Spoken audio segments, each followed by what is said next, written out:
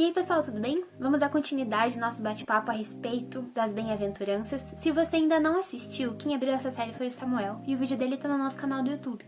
Pra você acessar, é só entrar na nossa bio, clicar no link que tem lá, e você vai direto pro vídeo dele.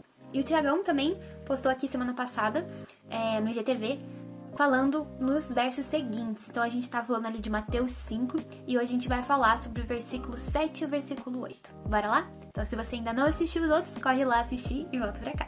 O versículo 7, ele diz: Bem-aventurados os misericordiosos, pois serão tratados com misericórdia.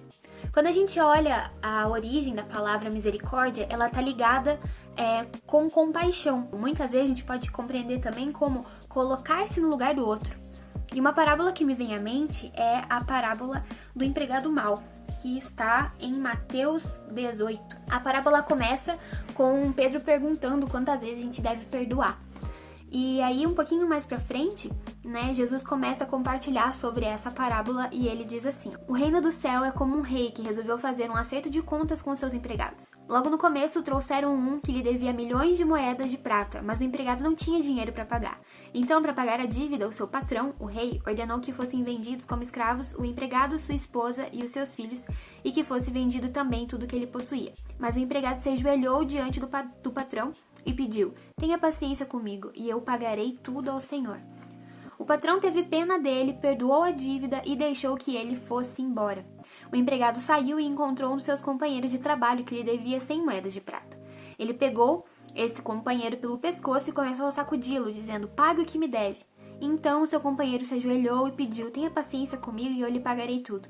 Mas ele não concordou. Pelo contrário, mandou pôr o outro na cadeia até que pagasse a dívida.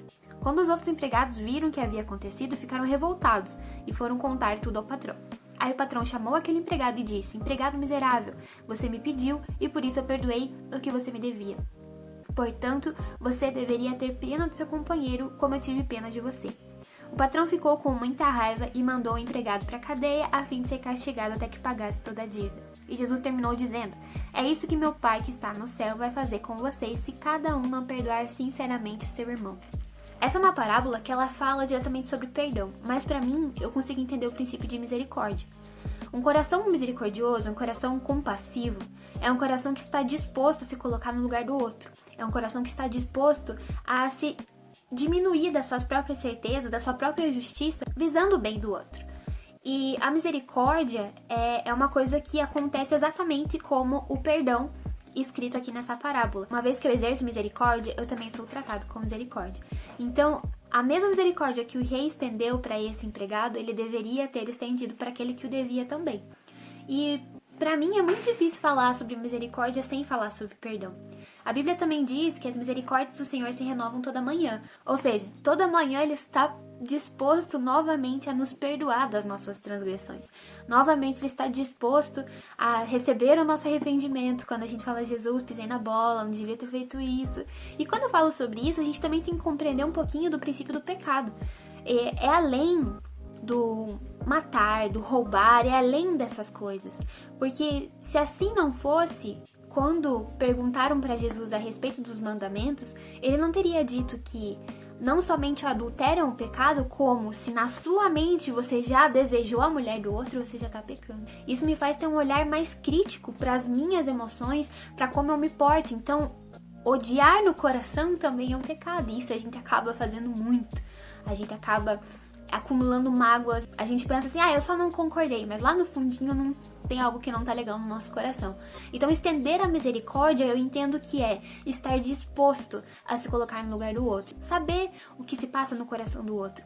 E como o versículo 7 aqui de Mateus 5 diz: se nós formos misericordiosos, nós seremos tratados com misericórdia. O próximo versículo que a gente vai conversar aqui nesse vídeo é o versículo 8, e ele fala: Bem-aventurados aqueles que têm o coração puro, pois estes verão a Deus. Gente, eu acho muito legal isso. Porque a gente fala tanto sobre conhecer a Deus e a gente gosta tanto de cantar: Eu quero conhecer Jesus. E a gente acha, pelo menos eu tive muito tempo essa convicção de que conhecer a Jesus era como se eu soubesse o rosto dele, ou como se eu conhecesse todas as leis, e não somente as leis, mas que eu saiba como é como ele pensa para que eu possa agradá-lo, sabe? E começou a queimar no meu coração o entendimento de que eu conheço plenamente a Deus quando eu desfruto do coração dele, quando eu começo a conhecer o perdão, a misericórdia, como a gente comentou agora. Porque para nós, na lei comum, na lei dos homens, na lei do mundo, o que a gente encontra? Foi machucado? Revide. Te fizeram mal? Se vingue. Te ofenderam? Ofende de volta. E quando Jesus vem, ele diz: dê a outra face. Se querem levar sua roupa, dê também a capa. E aí, isso começa a me fascinar sobre o coração de Deus, me começa a fascinar sobre o coração de Jesus. Como é possível chegar nessa pureza de coração? Como é possível estar disposto a perdoar, estar disposto a ouvir, estar disposto a conhecer o outro lado, estar disposto a não revidar a ofensa, a não querer se provar, porque muitas vezes a gente quer provar a nossa verdade a todo custo.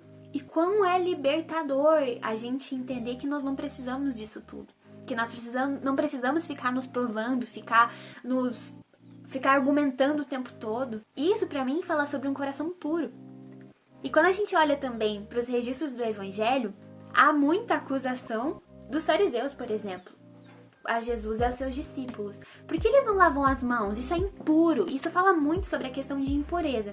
E falando sobre isso, eu queria ler 2 trechos com vocês que para mim explicaram bastante a respeito de impureza. Em Lucas 11, no versículo 38, é a passagem onde um fariseu convida Jesus para jantar na casa dele. E aí o fariseu fica admirado porque Jesus não lavou a mão antes de comer. E para eles é uma tradição que diz respeito à pureza, certo? Estar puro para se alimentar. E aí Jesus responde para ele: vocês, fariseus, lavam o copo e o prato por fora, mas por dentro vocês estão cheios de violência e de maldade. E aí, fazendo a relação, lendo agora em outro evangelho, em Mateus 15, Jesus diz assim: não é o que entra pela boca que faz com que alguém fique impuro. Pelo contrário, o que sai da boca é que pode tornar a pessoa impura. E um pouquinho mais para baixo, no versículo 18, ele diz: pois o que sai da boca vem do coração. É isso que faz com que a pessoa fique impura. Porque é do coração que vêm os maus pensamentos, os crimes de morte, os adultérios, as imoralidades sexuais, os roubos, as mentiras e as calúnias. São essas coisas que fazem com que alguém fique impuro. E eu li isso e falei, cara, é muito legal porque tem exatamente o termo impuro. Ou seja, nos ajuda a compreender o que ele está dizendo sobre um coração puro lá em Mateus 5. Então eu vejo que essa busca pela pureza de coração é relacionada a todos esses conceitos que a gente comentou. A misericórdia, o perdão, o não exercer pesos maiores que as pessoas podem carregar, como os fariseus faziam. Não se preocupar tanto com o exterior, com aquilo que nós aparentamos, com a nossa aparência diante das pessoas, mas aquilo que verdadeiramente vive em nós. Porque como Jesus traz, é do coração que partem as impurezas. Então, se preocupar com a pureza de coração, o quanto nós estamos dispostos a perdoar, o quanto nosso coração é compassivo, o quanto nós conseguimos exercer compaixão no sentido de não esperar que as pessoas retribuam aquilo que elas nos feriram.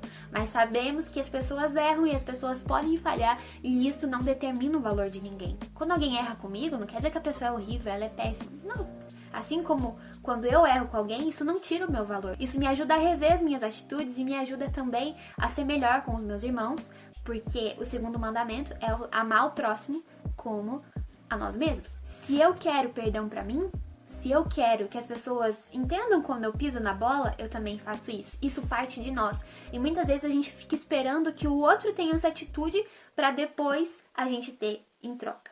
Mas toda a cultura do reino é totalmente contrária à nossa cultura.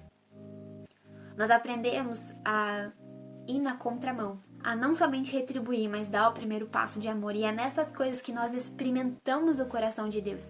E para mim, experimentar o coração de Deus é conhecê-lo mais do que conhecer o rosto dele, saber como ele é fisicamente, como eu pensava que seria antes. Eu espero que vocês tenham gostado. Ainda temos mais alguns vídeos e pra gente estar conversando sobre as bem-aventuranças e refletir sobre tudo que Deus tem nos ensinado. sobre o que Jesus nos deixou como princípio e que a gente possa cada dia mais buscar viver o que está aqui. Não somente decorar esse livro, porque esse livro, sem a prática, sem o entendimento desse princípio, de viver esse princípio, eles são só palavras. Mas quando nós aplicamos o nosso dia a dia e nós entendemos que isso aqui é o manual de vida que nos ajuda a viver segundo o coração de Deus, isso se torna vivo e precioso.